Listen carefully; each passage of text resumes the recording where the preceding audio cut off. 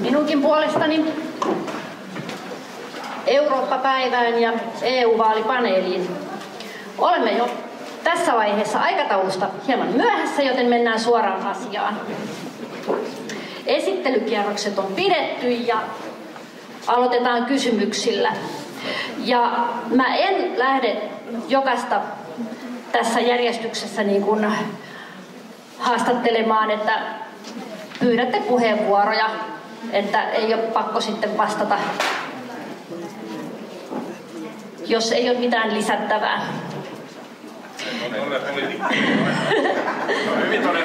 Aloitetaan.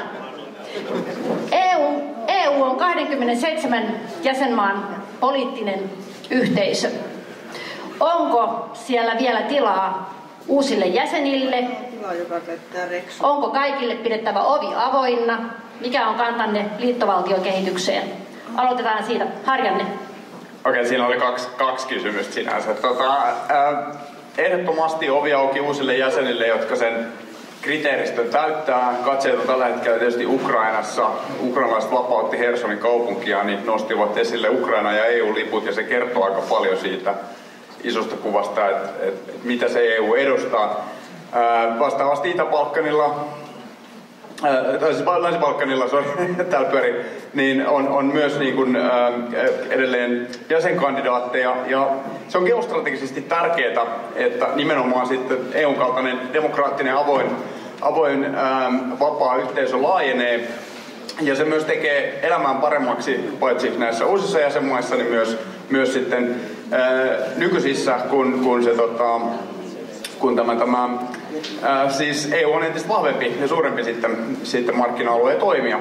Liittovaltiokehitykseen sanoisin sen, että se on määrittelyasia, ehkä vähän, että voisi sanoa, että tietyllä tavalla EU on jo liittovaltio. Se on vähän, että mihin sen asettaa. Mä itse näkisin niin, että olennaista on, että EU on vahva, vaikuttava toimija, jolla olisi nykyistä selkeämpi vallanmandaatti ja toisaalta se rajat myös selkeämpi rahoitus, että se pyörisi enemmän omalla rahoituksellaan, niin kyllä minusta niin perussopimuksen avaamisen aika alkaisi olla käsillä.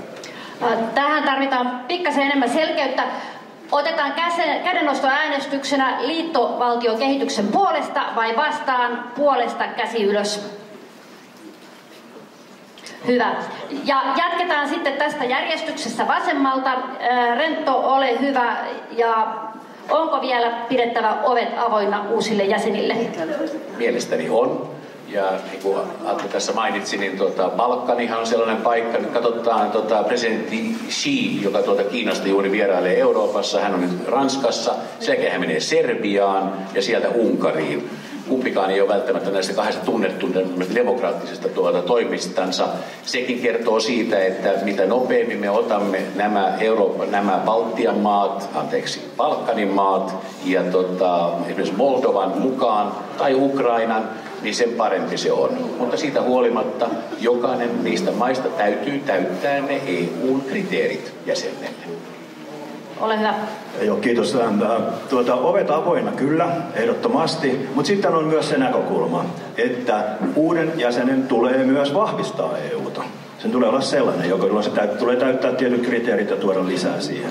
Ja esimerkiksi niin kuin Ukrainan osalta niin on olennaista se, että me pystytään luomaan se tiekartta, joka on uskottava kohti jäsenyyttä, eikä suinkaan siis välttämättä syöksyä siihen, vaan olla uskottava. Liittovaltion osalta sanoisin sen, että niin kuin tässä Atte sanoi, että se on vähän määrittelykysymys. Olennaista on se, että kenellä on päätösvalta mistäkin. Ja nyt niin kuin EUn päätösvaltaa pyritään laajentamaan askel kerrallaan erilaisten tekijöiden varjolla. Ja tämä ei ole meidän kannalta suotuisa asia. EU pitää keskittyä siihen, missä se on hyvä, turvallisuus ja sisämarkkina. Kiitos. Mä aloitan tästä laajenemisesta. Se on periaatteessa hyvä asia, että se liittyy vähän EU-luonteeseen. EU kuin polkupyörä, jossa on kaksi rengasta, toinen on laajeneminen ja toinen on talous. Ja se ei voi oikeastaan pysähtyä, se on luonnollista. Mutta aivan olennaista on se, että pysytään jäsenyyskriteereissä ja mä pidän yhtenä mahdollisuutena myöskin sellaista mahdollisuutta, että meillä olisi niin kuin vähän etatyyppinen hautomo täysjäsenyyteen, jossa aloitettaisiin ihan ekaksi tällä yhteisölainsäädännöllä ja sitten kasvettaisiin täyteen jäsenyyteen. Mä pidän sitä teoriassa mahdollisena polkuna, koska se olisi ikään kuin kypsyttävä hautomo. Liittovaltiokehitykselle kristillisdemokraateissa me sanomme ei. Meiltä puuttuu usko siihen, että tällainen vallan voimakas keskittäminen takaisi se, että asiat tulisi jotenkin paremmin hoidetuksi. Niin, täällä sanotaan, että liittovaltio tarkoittaa vallan hajauttamista. Joo, se on tällainen sanonta, että federalismi on subsidiariteetin implementointia, eli että läheisyysperiaatteen harjoittamista, mutta käytännössä kuitenkin se tarkoittaa sitä, että valta keskittyy tiettyihin käsiin ja se huolettaa. Ole hyvä. Juontaja asetti 2 aivan fundamentaalista kysymystä, että siinä mielessä oli väärin laittaa samalla aikaa vastattavaksi molemmat. Olen ollut unionin perustuslakikonventin jäsen 2002-2003, joka laati nykyisen Lissabonin sopimuksen unionin perustuslain. Giscard d'Estaing, eli Ranskan entinen presidentti, sitä veti. Me jouduimme näihin 2 kysymykseen vastaamaan ja huolella. Mitä tarkoittaa liittovaltioistuminen ja missä on Euroopan rajat? Tässä on selkeä, Euroopan rajat määrittyvät sillä, että siihen on perustuslain 2. pykälä määrittää sen, mitkä maat on mahdollisia liittyä Euroopan unioniin. Eli kaikki Euroopan valtiot, jotka jakavat sen yhteisen arvopohjan, sen arvopohjan ydin on ihmisoikeudet, ihmisoikeuksien kunnittaminen, demokratia ja oikeusvaltio. Kaikki ovat siihen mahdollisia. Missä Euroopan rajat sitten kulkee? Mä en lähde nyt määrittämään, miten sitä keskusteltiin, mutta siinä lähtökohtana unionissa on se, että se on rauhan unioni ja kaikki Euroopan maat itse asiassa Uralilta Atlantille ovat siihen kelvollisia. Tässä suhteessa me vastaamme kyllä kaikkiin niihin laajennuspyrkimyksiin, mitä tässä on esillä. Kun ne jäsenyyskriteerit täytetään, se on itsestäänselvyys. Federaatio, liittovaltiokeskustelu, tämä paha F. Tämähän me jouduttiin miettimään todella huolella, mitä se tarkoittaa liittovaltioistuminen. Ja tämä on sui generis päätöksentekojärjestelmä tämä unioni. Tämä ei ole liittovaltio, koska me emme ole yhtenäinen kansakunta, niin kuin Yhdysvaltain perusteet silloin aikoinaan sanoo, are we to be nation? Yes, we are to be nation. Se on se idea siinä. Tässä viimekätinen kompetenssi säilyy aina jatkuvasti kansallisvaltioissa. Se vallan käyttö, jota me luovutamme Euroopan unionille, on päätetty yhdessä. Ja siinä mielessä tämä oli epärelevantti kysymys, onko tämä liittovaltio kehitystä, koska siitä ei sieltä ole syntymässäkään. Mutta tästä voidaan käydä pitkä on tulevaisuudessa mahdollista. Mennään seuraavaan. Kiitos hyvistä kysymyksistä. EU kuitenkin perustettiin sen takia, että me pystyttäisiin turvaamaan rauha Euroopassa. Ja mun mielestä me nähdään tällä hetkellä sellainen huolestuttava kehitys, että tämä rauha ei ole enää mikään itsestäänselvyys ja siihen meidän tulee kaikkien vaikuttaa. Sen takia mun mielestä on kaikkien jäsenmaiden etu, että EU myös laajenee, kunhan toki jäsenyyskriteerit täyttyy, niin kuin tässä myös monet edelliset puhujat toi esille. Jos ei täyttäisi, kun me otettaisiin lisää jäsenmaita mukaan, niin mä näen ainakin huolenaiheena sen, että Unkari, joka ei tällä hetkellä kaikkia pelisääntöjä yhteisen unionin eteen täytä, niin miten me pystytään heiltä vaatimaan täyttämään näitä pelisääntöjä, jos me ei uusiltakaan jäsenmailta niitä vaadita, vaikka Ukrainan tilanne on esimerkiksi tällä hetkellä tosi huolestuttava, niin sen takia mä näen kyllä, että se on koko EUn etu, että unionia laajennetaan. Liittovaltiokysymys on tullut myös monessa vaalikoneessa esille ja mun mielestä EUta pitäisi kehittää liittovaltiomalliin päin, mutta tämä ei ehkä ole se oikea ajankohta siihen, koska meillä on aika muitakin suuria isoja haasteita, joita tässä pitäisi ratkoa. Ja Saramo lopuksi. Joo, kiitoksia. Meillä on EUssa useita jäsenmaita, jotka ei täytä EU-jäsenyyskriteerejä, mutta kun kerran pääsee sisään, niin siellähän pysytään. Ja Unkari tai Puola on hyviä esimerkkejä siitä, että kuinka siellä, kun EU-rahahanat aukeaa, niin molemmissa oikeistohallitus päätti kahmia ne rahat omien lähipiiriensä taskuihin ja tekee kaikkensa pysyäkseen siinä vallankahvassa kiinni, romuttaakseen oikeusvaltiota, nimittääkseen omia tuomareita, ottaakseen tiedotusvälineet haltuunsa. Itse asiassa Puolaa vähän suojeli se, että siellä tiedotusvälineet oli aika paljon yhdysvaltalaisomistuksessa, niin niitä ne ei uskaltaneet ottaa haltuun, mutta melkein kaiken muun.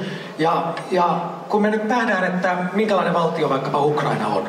Siis mä haluan tukea Ukrainaa tulemaan EU-jäseneksi, voittamaan sodan. Joo, Ukrainaa pitää tukea.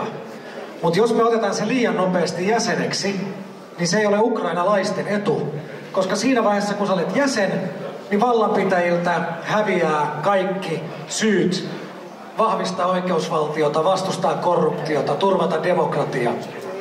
Jos ne rahahanat aukeaa, ja nyt kun me puhutaan Ukrainasta, Moldovaa, siellä on Länsi-Balkanilla, me käytiin just Kimmon kanssa, mä haluan ehdottomasti Kosovon mukaan, mutta että kaikkia niitä koskee tämä sama asia. Kun ne rahahanat aukeaa, niin on liian myöhäistä, ja kun me puhutaan Ukrainasta, niin siellä on aivan valtava maatalous. EUhan on vieläkin yksi jättimäinen maataloustukikoneisto. Niin sieltä ei paljon monta euroa Suomenkaan maataloudelle sen jälkeen tippuisi, kun se tuki menisi Ukrainaan. Hyvä, kiitoksia. Mennään eteenpäin. Tässä on jo pyydetty lisääkin puheenvuoroja tähän kysymykseen, mutta sellaiseen ei ole aikaa.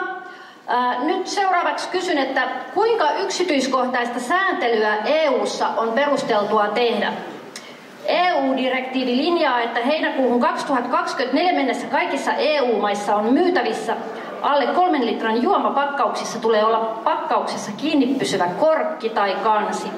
Uudistuksen tarkoituksena on vähentää etenkin meriin joutuvaa muoviroskaa. Onko tämän kaltaiset direktiivit näpertelyä? Lyhyet vastaukset ja Saramo aloittaa. EU pitää tehdä vahvempaa sääntelyä ja vähemmän. Mä otan yhden esimerkin.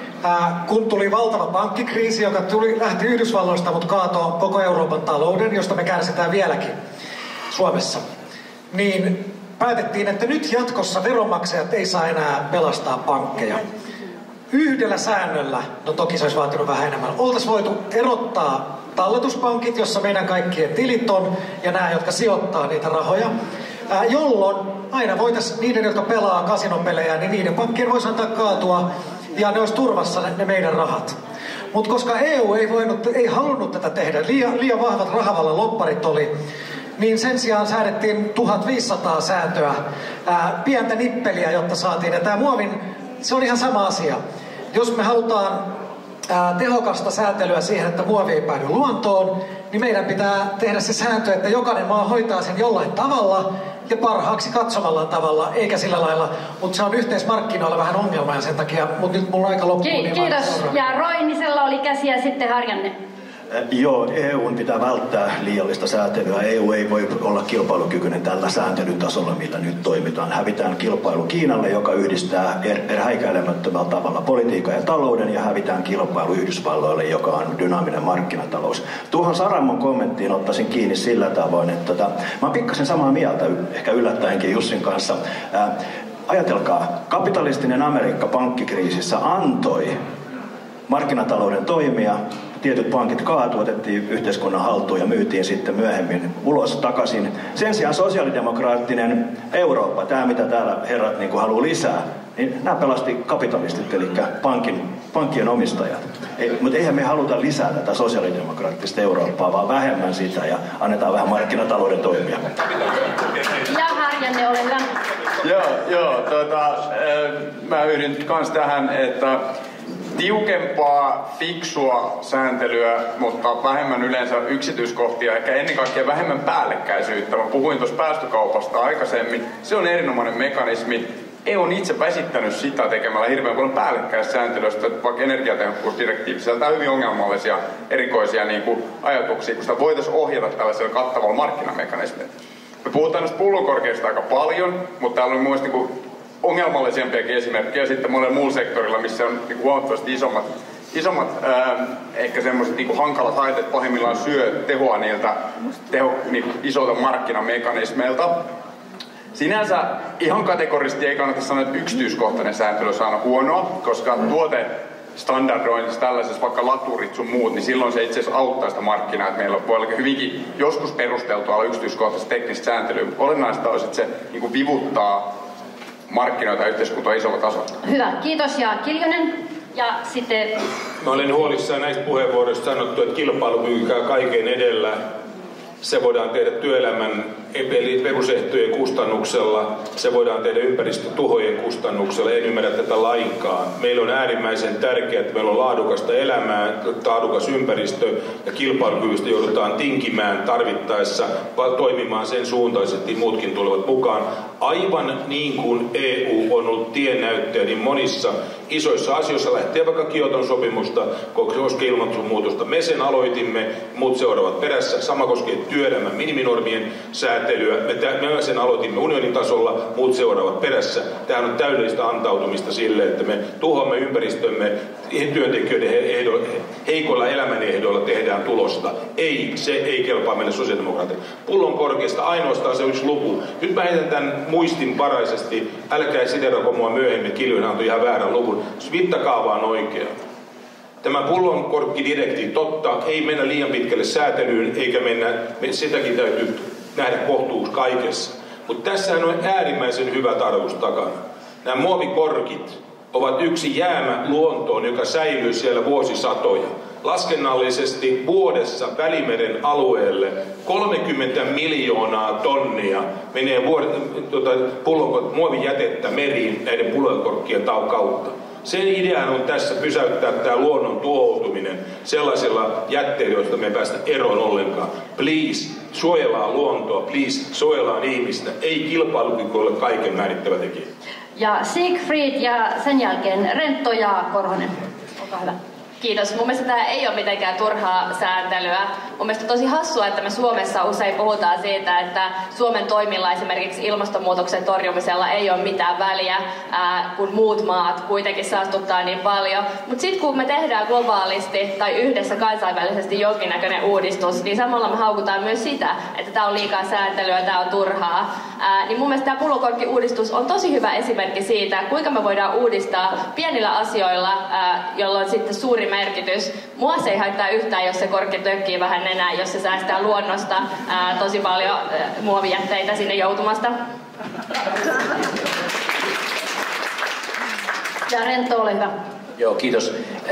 Tämä sääntely, me aina puhumme sääntelystä ja meillä on valtavasti erilaisia sääntöjen purkamistalkoita. Niitä on Suomessa ja niitä on EU:ssa ja niitä on Saksassa, mä tunnen sen hyvin. Ja jotenkin ne aina niin kun päättyy ei oikein mihinkään. Ja se varmaan johtuu osittain siitä, että me ollaan rakennettu tämmöinen hirviö, joka jatkuvasti säätelee jotain uutta meidän elämässämme. Mutta kyllä meidän pitää Euroopassa päästä sitä pelkästä sääntelystä tähän kasvuun. Koska ainoastaan sillä kasvulla me turvataan sitä, että meidän palkat nousee, että meidän eläkkeet nousee, että tämä elintaso pysyy. Se ihmeellinen asia, joka hyvinvointivaltiota, kukaan ei tiedä mistä puhutaan, mutta että sille olisi rahoitusta. Meidän täytyy saada tätä yksityissektoria kasvamaan, muussa tapauksessa meiltä loppuu rahat. Ja Olena. Viime vuosina todellakin kaikki on ollut aika yksimielisiä siitä, että viimeisen 5 vuoden aikana tilanne on karannut pahasti komission käsistä. Nyt puhutaan lainsäädäntötsunamista, joka tuottaa tällaista tuloksena surrealistista lainsäädäntöä, joka ei ole enää sopusoinnussa itsensä kanssa. Syntyy lainsäädäntötaakkoja, kaksoistaakkoja, kolmoistaakkoja, mutta sitten myös viranomaistaakkoja sen takia, että se ei ole enää kunnolla valvottavissa ja mietitään, että millä lihaksilla tämä kaikki tehdään. Siitä seuraa myös se ongelma, että se hyydyttää talouskasvua, kun on liikaa regulaatiota. Ja sitten vielä, kun tämä lainsäädäntö on sen verran paljon muuttunut, että kun investoinnit on usein miljardijuttuja, jos investointisykli on pitempi kuin tämä lainsäädäntösykli, eli meillä tulee ongelma siitä, että tilanne muuttuu niin paljon, ettei edes investointi ole enää järkevää. Niin tästä kaikesta sitten päästökaupasta sanoisin sen, että päästökauppa ei nyt ole tähän kysymykseen. Hän otti sen esimerkkinä. Mutta nyt jatketaan eteenpäin ja meille tulee tänne seuraavaksi esittämään kysymyksen Hyvinkään nuorisovaltuuston puheenjohtaja Sami Pelkonen. Ole hyvä. Älä tee liian vaikeaa.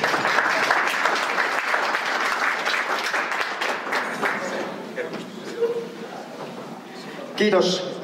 Mä oon Sami Pelkonen, mä oon Hyvinkään nuorisovaltuuston puheenjohtaja ja mä haluaisin meidän mahtaville meppiehdokkaille esittää sellaisen kysymyksen, että viime aikoina uutisissa on ollut sosiaalisen median käyttö ja etenkin TikTok. Millä tavalla te meppeinä puuttuisitte nuorten sosiaalisen median käyttöön ja siihen, miten TikTokki saa vapaasti toimia? Kiitos.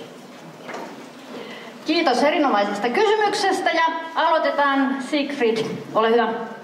Kiitos tosi hyvästä kysymyksestä ja tästä on toki puhuttanut tosi paljon tämä aihe ja mun mielestä se on puhuttanut tosi huolestuttavalla tavalla. Esimerkiksi siitä, että pitäisikö sosiaalinen media kieltää nuorilta kokonaan ja että nuoret ei osaa käyttäytyä esimerkiksi TikTokissa ja jotenkin jää siihen koukkuun ja varmaan tämä on osittain totta, mutta samanaikaisesti jos me katsotaan sitä, että kuinka aikuiset käyttää sosiaalista mediaa, niin ei se nyt ainakaan mun mielestä näin nuorena naisena politiikassa niin aina ehkä osoittaudu hirveän jotenkin paremmalla tavalla, niin mun mielestä tämä keskustelu on ehkä mennyt siihen, että nuoria syyllistetään esimerkiksi siitä, että on TikTokissa tai käyttää sosiaalista mediaa. Mutta pitäisikö EU:ssa tähän asiaan jotenkin toimia? Mun mielestä EUn ei pitäisi kieltää TikTokia, mutta toki siihen pitää olla sääntöjä, esimerkiksi millaisia kommentteja sinne voi laittaa ja tällaista, mutta en kieltäisi. Kiitos ja Harjanne. Joo, mä en ole niinku kategorisesti kieltojen ystävä, mutta ne saattaa silti olla jossain tapauksessa sit kuitenkin perusteltu, mutta lähtökohtaisesti meillä on niinku muutama ongelma, mitä somesta tulee, että näissä alustoissa on liian koukuttavat algoritmit, haitallinen sisältö, kaupallisen vallan keskittyminen ja läpinäkymättömyys ja se niinku datan keskittyminen ja sitten se niinku ulko- ja turvallisuuspoliittinen aspekti, joka tässä tapauksessa liittyy Kiinaan, voisi liittyä johonkin muuhunkin. Ja fiksuinta on tehdä niinku kriteeripohjaista sääntelyä, jota EU on jonkin verran jo tehnytkin, mutta voi olla, että joskus pitää tehdä niinku, ei parhaita mahdollisia, mutta tai niinku, ei parhaita optimaalisia päätöksiä, mutta voin ehkä jossain tapauksessa tulla siihen tulokseen, että se kielto on perusteltu, mutta mä oon ihan samaa mieltä siitä, että huonoiten siellä käyttäytyy aikuiset ihmiset, että tässä on sellainen moraalipaniikin maku ja siihen ei pitäisi nyt jäädä niinku jumiin. Ja Korhola, ole hyvä. Joo, mä haluaisin vähän taustoittaa tätä, että miksi nyt puhutaan TikTokista. Mehän eletään sodan maailmassa, ikävä kyllä. Ja sota voidaan jakaa kuumaan sotaan, se mitä me nähdään Gazassa tai Ukrainassa, kylmään sotaan, joka liittyy talouteen, ja harmaaseen sotaan, johon liittyy voimakkaasti esimerkiksi hybridivaikuttaminen. Ja TikTokia voidaan niin kuin hahmottaa osana tätä harmaata sotaa, ja se linkki liittyy juuri siihen, että Kiinalla on mahdollisuuksia aika lailla hyödyntää sitä esimerkiksi sitä kasvomateriaalia kehittääkseen omaa kasvojen tunnistusohjelmaansa. Sitä harvoin nuoret hassuja tanssiessaan ja ladatessaan sinne tulee ottaneeksi huomioon. Eikä mäkään olisi kieltämässä sitä, mutta että mä niin kuin näen sen tästä kontekstista, tämän ongelman. Ja Kiljusella puheenvuoro. Tämä oli iso kysymys, kiitos siitä. Siinä tuli ensinnäkin ihan tämä sosiaalinen kanssakäymisen muotoilut mukaan. Ehdottomasti samaa mieltä, nuoria ei pidä syyllistää sen enempää kuin aikuisiakaan. Minä kuulun jo siihen ikäpolven, joka on täysin vieraantunut tuosta digimaailmasta, eli en seuraa sitä käytössä ollenkaan. Täällä on eräitä muitakin meitä, jotka varmaan ollaan aika vieraannuttu siitä. Käsittämätöntä, kun ihmiset kokoontuu yhteen. Kenen kanssa ne kommunikoi? Tämähän on järkyttävää. Puhutaan keskenämme, kun tavataan. Laittakaa ne laitteet pois käsistä. Mä oon vaimollekin sanonut monta kertaa. Mutta sitten tämä nyt tulee isompi kysymys. Sanon ihan nopeasti. Tämä on kilpailupoliittinen kysymys osittain. Tämä kysymys TikTokista, kielletäänkö vai ei. Se lähtee American First -linjauksesta Trump teki aikoinaan, jossa halusi suojata omaa alustatalouttaan, joka on nimittäin digialustoista, niin on pääsääntöisesti Yhdysvaltojen dominoimaa. TikTokin kautta Kiina on yllättäen tullutkin vahvaksi toimijaksi tähän, ja se on kilpailupoliittinen kysymys. Ja siinä mielessä mä tätä protektionismia tukisi. Sitten jos tullaan tähän kysymykseen, mikä on turvallisuuspoliittinen kulma, niin me tiedämme sen myöskin. Että riski voi olla olemassa, että siinä on turvallisuusriski olemassa, ja se on ehdoton raja, se on kyllä kiellon tausta. Mutta me tiedämme, Googlesta, Facebookista, monista muista, nekin ovat luovuttaneet tietoja Yhdysvaltain viranomaisille. Ja siinä mielessä ei nyt mennä kaksoistandardeilla. Tämän täytyy koskea sitä kaikkia yhdessä. Nämä säätelyt, ja unioni on tehnyt säätelyä näissä asioissa, viimeksi tekoälydirektiivi. huippusaavutus, ensimmäinen lainsäädäntö, joka tällä lohkolla on tehty. Sama koskee tämä muutakin, että kyllä unionisäätelyä tarvitaan. Kiitos ja Renttoja ja Roininen ja Saramo lopuksi. Joo, kiitoksia. Mä nyt vaan kommentoisin Kimmo Kiljuselle, että se, että Amerikka on kieltämässä TikTokia, niin se on kyllä enemmän vastaus sille, että Kiina kielsi jo kauan sitten Googlen, Facebookin, Instan ja Metan muita juttuja. Ei mukaan. Okay. Joo, kiitos. Tämä on aina sellainen hellyyttävää, kun henkilöt, jotka eivät ole sosiaalisessa mediassa, niin alkavat kieltää sitä. Mutta hyvä kysymys oli erinomainen siinä. Kysymys on erinomainen. Mun mielestä niin kuin ei tule kieltää nuorilta. Se mitä niin kuin, siis EUn ei tule kieltää, tässä kysyttiin EUta, mutta se mitä mun mielestä pitäisi miettiä Suomessa, niin on oikeasti se, että ei siellä koulutunnilla kännykkää pidä selata. Mä seurasin mun lukiolaisia lapsia ja mitä sä teet? Mä oon puhelimella, etätunnilla. Koulu on tärkeää, ei sinne sosiaalista mediaa. Mutta se mitä taas niin kuin me kaikki voitaisiin tehdä, niin me voitaisiin opetella käyttäytymään pykälän verran sivistyneemmin siellä somessa. Ja Saramo, ole hyvä. Tämä oli hyvä esimerkki. Tässä aiemmin sanottiin, että ei pidä olla säätelyä, että pitää olla kasvua. Ja sitten kuitenkin kautta maailman ollaan sitä mieltä, että sosiaalisessa mediassa tarvittaisiin jotain sääntelyä. Esimerkiksi Kiinahan sääntelee omaa Kiinan versiota TikTokista, mutta ei sitä kansainvälistä versiota, joka on meidän lapsilla ja nuorilla. Ja näillä appseilla, vähän niin kuin mitä Harjanne sanoi, niin niillä voidaan koukuttaa ihminen semmoisella tavalla, joka on väärin. Ja kyllä sinne tarvitaan sitä sääntelyä. Ja Eurooppahan on ollut tässä kyllä esimerkillinen, että läheskään ei ole tehty kaikkea, mitä olisi pitänyt. Mutta EU on sentään yrittänyt ja tehnyt toisin kuin Yhdysvallat. Ja Kiina tietysti omalla tavallaan, joka määrittää kaikkea, mutta se on demokraattinen valtio, niin siihen ei ehkä pidä verrata. Mutta mä sanoisin tähän aiemmin, tässä on hyvä esimerkki, kun tässä puhuttiin sosiaalidemokraattisesta Euroopasta ja kapitalistisesta Amerikasta, niin itse asiassa ensinnäkin totuushan on se, että lähes kaikissa näissä talouskriisin valtioissa Euroopassa oli kokoomuksen sisarpuolueen vallassa aiheuttamassa sen kriisin ja niissä, missä se korjattiin huonosti, oli myös oikeistolaiset. Mutta se, mitä Jenkeistä pitäisi oppia, niin siellä historiassa, kun markkinatalous toimii hyvin silloin, kun sitä säädellään ja rajataan. Mutta Jenkeissähän, kun tuli se kehitys menee kohti monopolia, niin valtio on pilkkonut aina isot firmat, että ne markkinat säilyy, että ei tule yksityisiä monopoleja. Ja nyt sitten, kun me puhutaan TikTokista, Facebookista ja muista, niin Jenkeissäkin viranomaiset on aivan levittelee käsiä, että miten näitä muka pilkotaan. Ja se on aito vaara, että meidän tieto on yhden jättimäisen firman käsissä, joka määrää kaikesta. Ja kyllä se on Euroopalle oikeasti turvallisuusuhka, oli se sitten Kiinassa tai Yhdysvalloissa. Hyvä. Kiitoksia vastauksista ja nyt annetaan vielä Pelkoselle puheenvuoro. Hän saa kommentoida teidän vastauksia. Kiitos loistavista vastauksista ja toivotan teille kaikille erittäin hyvää kampanjakevättä. Kiitos.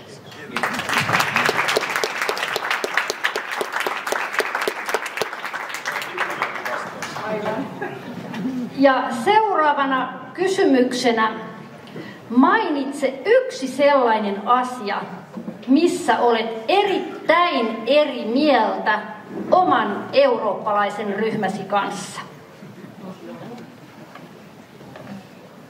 Oletteko ihan samaa mieltä kaikesta oman ryhmänne ranskalaisten ja italialaisten ja kreikkalaisten ja kaikkien muiden kanssa? Saramo, ole hyvä. Meidän ryhmän nimi on GUE-NGL, eli ranskaksi Euroopan yhtynyt vasemmisto, Pohjoismaiden vihreä vasemmisto. Ja vasemmistoliitto kuuluu tähän Pohjoismaiden vihreään vasemmistoon, ja heidän kanssaan lähtökohtaisesti kyllä Suomen, Ruotsin, Tanskan ja Norjankin, joka ei ole siinä, niin vasemmistopuolueet on lähes yhtä puusta veistettyjä. Mutta täytyy myöntää, että siinä porukassa on yksi ero.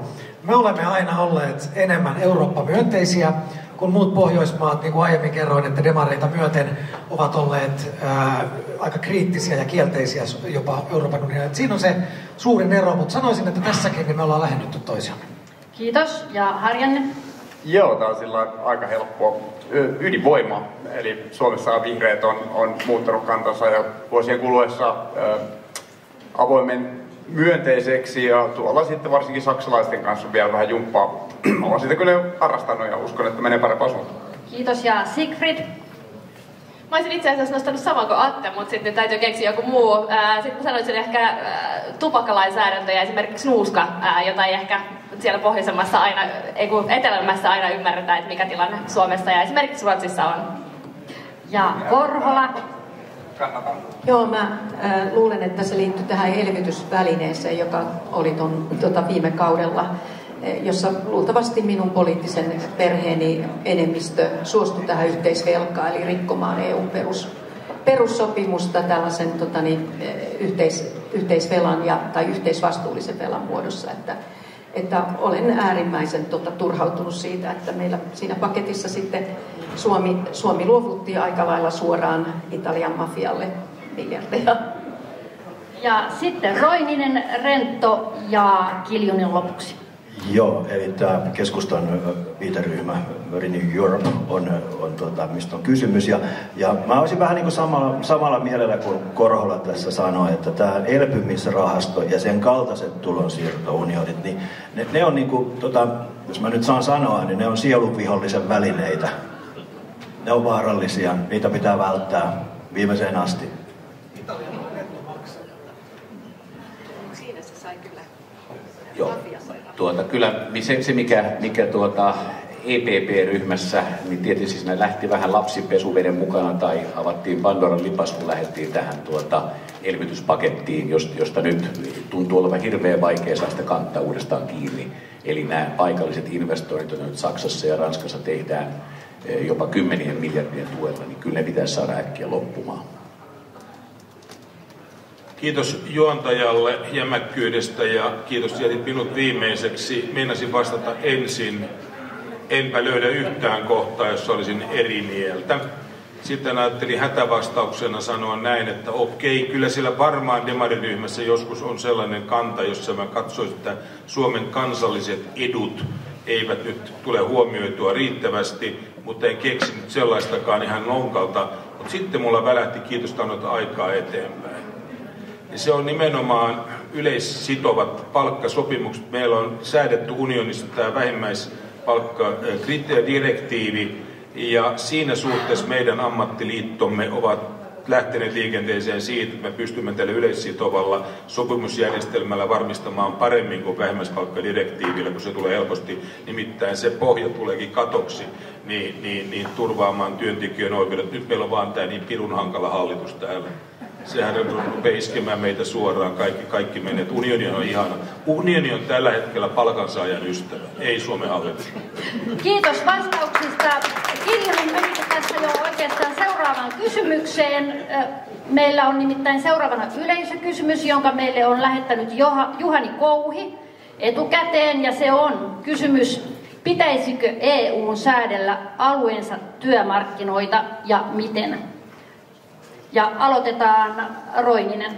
Ei pitäisi. EUsta ei voi kehkeytyä koskaan työmarkkinoiden ystävää. Sitten tulee sääntely, joka ei sovi oikeastaan sitten kellekään. Meidän tulee niin kuin pelata kotimaisilla työmarkkinoilla ja kotimaisilla ehdoilla. Harjanne.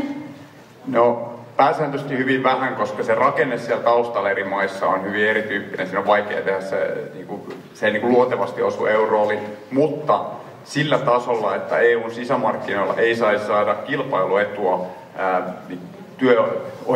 ihmisoikeuksien periaatteessa polkemisesta. Et hyvin minimaalista reunaehtosääntelyä, ja sitä onkin joku verran tehty. Ja Siegfried. Kiitos. Ateka on hyvin pitkälti samaa mieltä. Mun mielestä me tarvitaan pientä säätelyä, mutta työmarkkinat on kuitenkin suurilta osin oman jäsenmaan asia. Mutta yhtenä esimerkkinä nostaisin opiskelijoiden esimerkiksi palkattomat harjoittelut, jotka mun mielestä pitäisi kieltää koko Euroopan unionissa. Ja Rento. Niin, minun mielestäni kyllä työmarkkinat on hyvin paikallisia, ne liittyy paikalliseen sosiaaliturvaan, mutta siitä huolimatta me voitaisiin hyvin Euroopassa päättää minimipalkasta jostain minimiturvasta, jota ei saa alittaa missään Euroopan maassa. Ja Korhola. En puhu pitkään, totean vaan, että on aika lailla Roinisen linjoilla ja sisämarkkinat vain toimimaan. Saramo. Nyt mä oon kerrankin eri mieltä sekä Kiljusen että oikeiston kanssa. Mä vähän nyt rautalaisesti, minkä takia esimerkiksi meidän suomalainen järjestelmässä ammattisliike ja Ruotsissa niin miksi se on yrittäjien etu? Jos meillä on yksi katu, missä on vierekkäin 2 kioskia, ja toinen rupeaa polkemaan palkkoja, niin se pystyy myymään vähän halvemmalla, jonka takia sen toisen pitää polkea palkkoja. Ja lopulta varsinkin tämmöisenä aikana, kun on työttömyyttä, niin ne palkat kohti pohjaa kilpaillaan. Ja se on todella huono asia. Ja sen takia, vähän niin kuin Ford, joka autotehtaan perusti, sanoi, että kaikilla duunareilla pitää olla varaa ostaa auto, koska muuten ei mitään markkinoita. Ongelma on vaan se, että kaikki haluaa maksaa omille työntekijöille mahdollisimman vähän, mutta muiden pitää maksaa paljon. Ja sen takia vauraissa maissa on vahva ammattiyhdistysliike yleensä, on vahva peruspohja. Mutta nyt mä oon samaa mieltä siis siitä, että taas mitä mä sanoin, että vahvaa sääntelyä, mutta ei nippeleitä. Tämä minimipalkkadirektiivi nimenomaan lähtee siitä, että sama kuin kansainvälisen työjärjestön ILOn sopimus, minimipalkka pitää olla 60% valtakunnan mediaanipalkasta. Ja on aivan sama, tehdäänkö se lailla vai tehdäänkö se työehtosopimuksilla ammattiyhdistysliikkeen neuvotteluilla, mutta se pitää olla, sen alle ei saa mennä. Ja sen takia yksi vasemmistoliitto on Suomessakin ehdottanut, että meillä olisi Suomessakin lainsäädännössä minimipalkka, joka päälle sitten AY-liike voi aina neuvotella enemmän. Tämä oli minusta aivan erinomainen tämä EU-minimipalkka. Vieläkö Kiljusella oli tämä jo? Ihan lyhyesti, että tehdään vielä yksi kysymys. Joo, ehdottomasti haluan vastata tähän kysymykseen. Kun täällä todettiin siitä, että ei minkälaisia työmarkkinoihin liittyvää säätelyä haluttaisiin tai unionin lainsäädäntöä tälle puolelle laikaan. Se, mikä on niin sanottu sosiaalisen Euroopan käsite, on olemassa. Se tarkoittaa nimenomaan toimivia työmarkkinoita ja sitä sopimusyhteiskuntaa, joka sille tasolle voidaan tehdä. Ette kai te oikeistopuolueen edustajat voi sanoa, etteikö Suomen menestystarina 60-luvulta eteenpäin, 70-luvulta eteenpäin ole perustunut nimenomaan siihen, että me itse asiassa talvisodan ihmeestä alkaen, että me olemme yhdessä pystyneet näistä sopimaan. Ja tämä sopimusyhteiskuntahan on nyt juuri menossa rikki. Ja tämä sosiaalinen Euroopan konsepti, minkä unionista on rakennettu, niin se lähtee juuri tästä ajattelutavasta. Ottakaa mallia näistä maissa, joissa pystytään sopimusyhteiskuntaomaisesti ratkomaan työmarkkinakiistoja. Toi meni vähän detaljitasolle. Kiitos. Kiljunen sai ihan vaan sen takia nyt vastata tähän kysymykseen, koska hän aloitti ja puhui tästä asiasta jo edellisen kysymyksen aikana, että sillä tavalla mielestäni ihan reilu peli kyllä. Kiitos. Mutta koska aika alkaa olla vähissä, on viimeisen kysymyksen aika. Mulla toki täällä olisi kysymyksiä vielä vaikka kuinka, mutta seuraava kysymys. EU:ssa päätetään asioista joko yksimielisesti, määräenemmistöllä tai yksinkertaisella enemmistöllä. Jäsenmaiden yksimielisyys vaaditaan muun muassa yhteisessä ja ulko- ja turvallisuuspolitiikassa, veropolitiikassa ja puolustusalalla. Se tarkoittaa, että yksittäinen maa pystyy estämään ja jarruttamaan EUn päätöksentekoa. Onko näin hyvä vai olisiko yksimieliseen päätöksenteon sijaan parempi siirtyä tekemään määräenemmistöpäätöksiä? Ja Saramo, ole hyvä. Kannatan määräenemmistöjä. Hyvä esimerkki on nyt tämä, että Unkarin Orban on Putinin taskussa. No hän on oikeistolainen, mutta Slovakian Fico on myös Putinin taskussa. Varmaankin on aika nyt näyttää, miten se tulee menemään. Mutta että jos joku yksittäinen valtio voi kiristää muita päättäjiä sillä, että vaaditaan tärkeisiä asioita yksimielisyys, niin silloin unioni ei voi toimia. Se määräenemmistö pitää olla riittävän iso.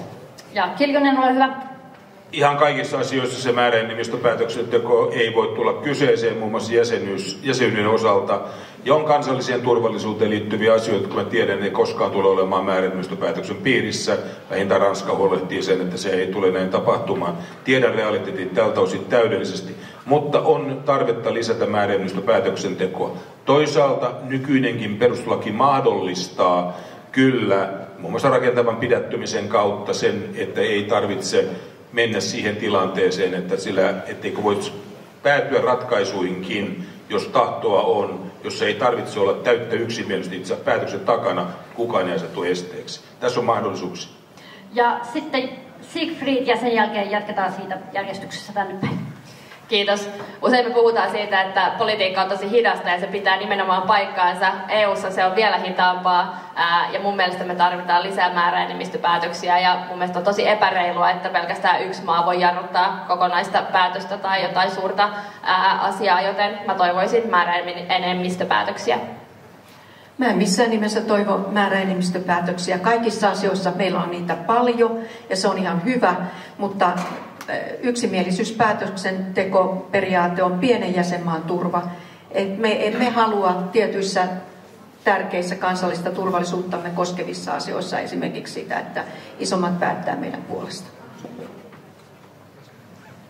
Joo, kyllä on paljonkin perusteita lisätä määräenemmistöpäätöksiä ulko- ja turvallisuuspolitiikassa. Tämä nykyastelma antaa suhteettomasti valtaa Orbanin kaltaisille tyypeille, eli se vahvistaisi EUta huomattavasti sen toimintakykyä. Sitten verotus onkin kiinnostavampi kysymys, koska mä itse kyllä näen, että EUlle pitäisi antaa niinku selkeämpi, että se budjetti perustus EU-tason verotukseen enemmän, taas visio, mihin suuntaan pitäisi mennä. Mutta jos se avataan niinku tai määräämistöpäätökseen tässä vaiheessa, niin sitten se jää niinku epäselvään asiaan tavallaan, että sillä pitää olla rajat myös, että minkälaiset verot EU kerää ja näin. Mutta siis kyllä ehdottomasti ja kyllä tässä ulko- ja turvallisuuspolitiikassa koko ajan nähdään se, että se olisi hyvin hyvä asia tällä hetkellä, että se olisi määräenemmistöpäätöstä enemmän. Yksimielisyys on samaa mieltä Korholan kanssa niin pienen kansakunnan etu noin niin kuin lähtökohtaisesti. Sitten muutama muu havainto. Niin, jos esimerkiksi verotus johtaisi siihen, että meille tulisi tämmöinen eurooppalainen verotus ja nämä veljet sosiaalidemokraatit suostuisi siihen, niin tämähän olisi oikein mainio lopputulos tässä.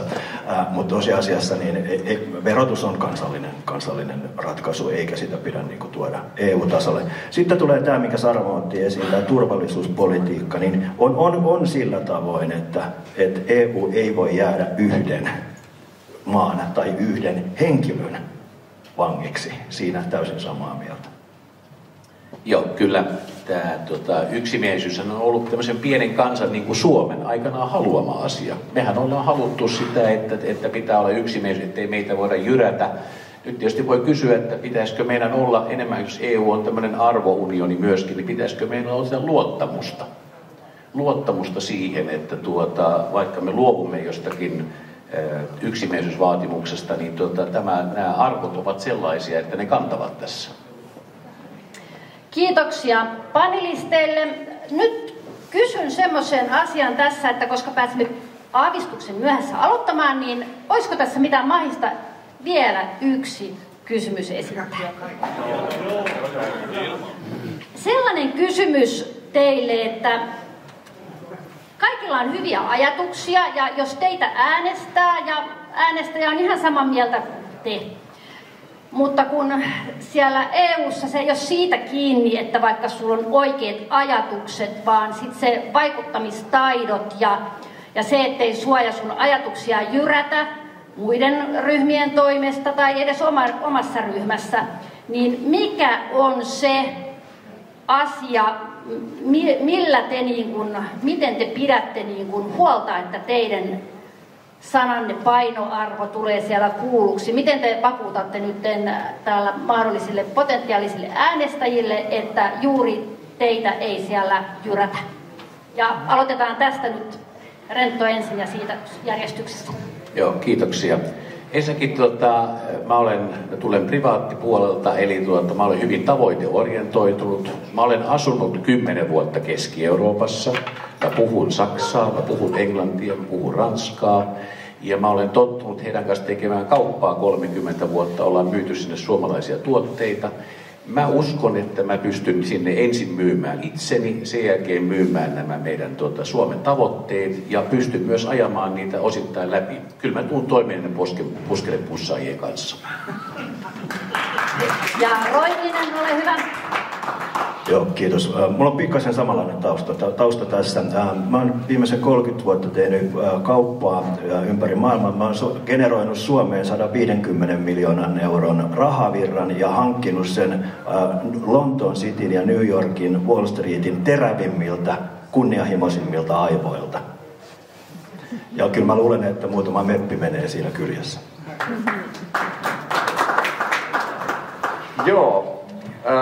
Europarlamentissa on yksittäisellä mepillä voi olla todella paljon valtaa, mutta se harvemmin tulee niin kuin möykkäämällä ja huutamalla oikeassa. Se kyky neuvotella, olla perillä niistä asioista ja kyky tehdä kompromisseja ja löytää niitä pienempiä yhteisiä nimittäjiä. Yksi ominaisuus, mikä siinä musta on olennaista, on se, että tärkeintä ei ole saada omaa nimeä joka ikisen paperuun, että minä teen tämän, vaan katsoa, että ne asiat menee eteenpäin. Ja tämä on ollut semmoinen mulle itselle koko poliittista uraa ohjaava tapa toimia ajatella, niin mä uskon, että se kantaa sielläkin ja siihen yhdistettynä oma kansainvälinen kokemus, niin uskoisin, että tekisin hyvää duunia.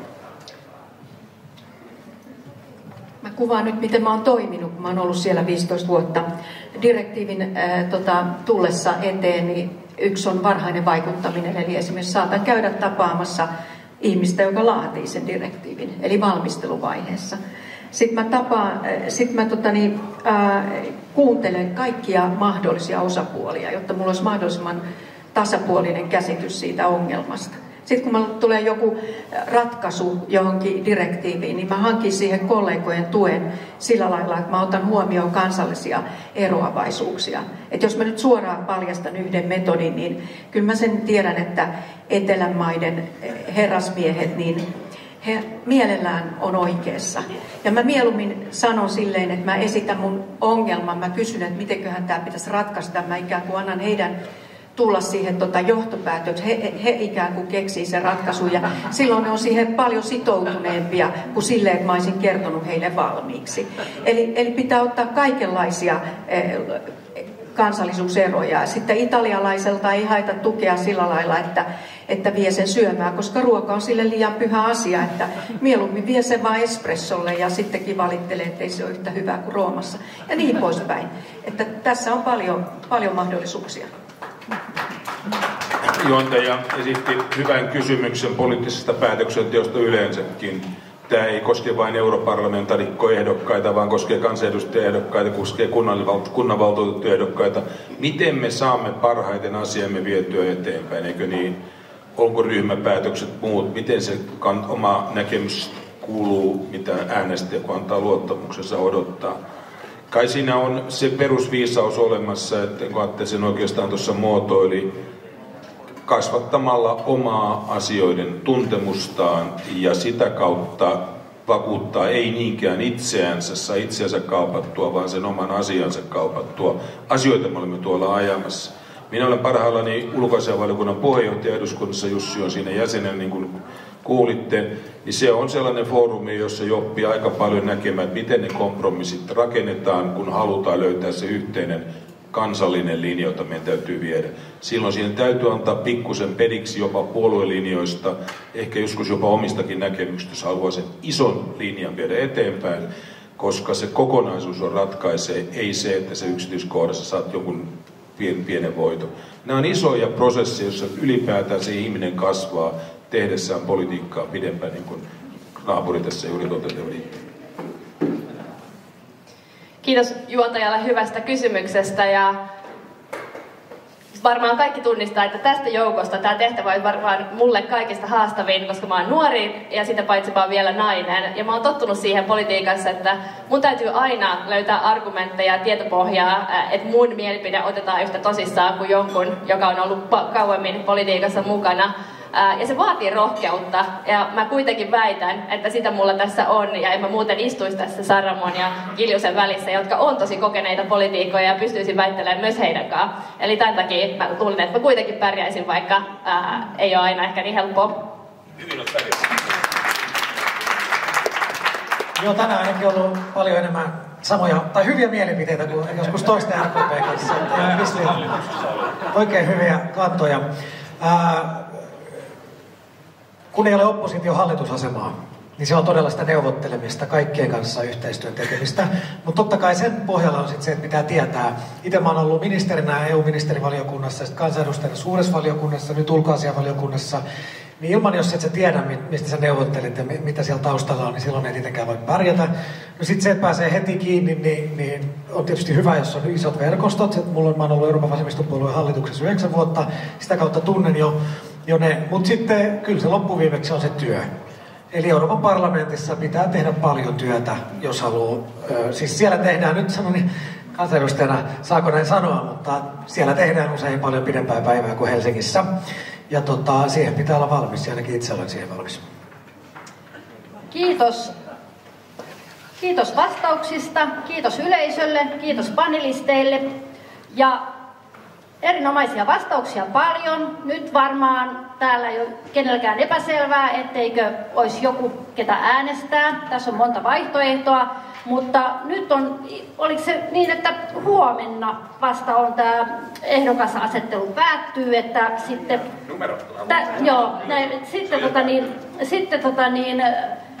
Tässä on vielä aikaa, mutta ennakkoäänestys alkaa jo toukokuun lopulla, vaikka varsinainen vaalipäivä on sitten vasta kesäkuussa. Kiitoksia.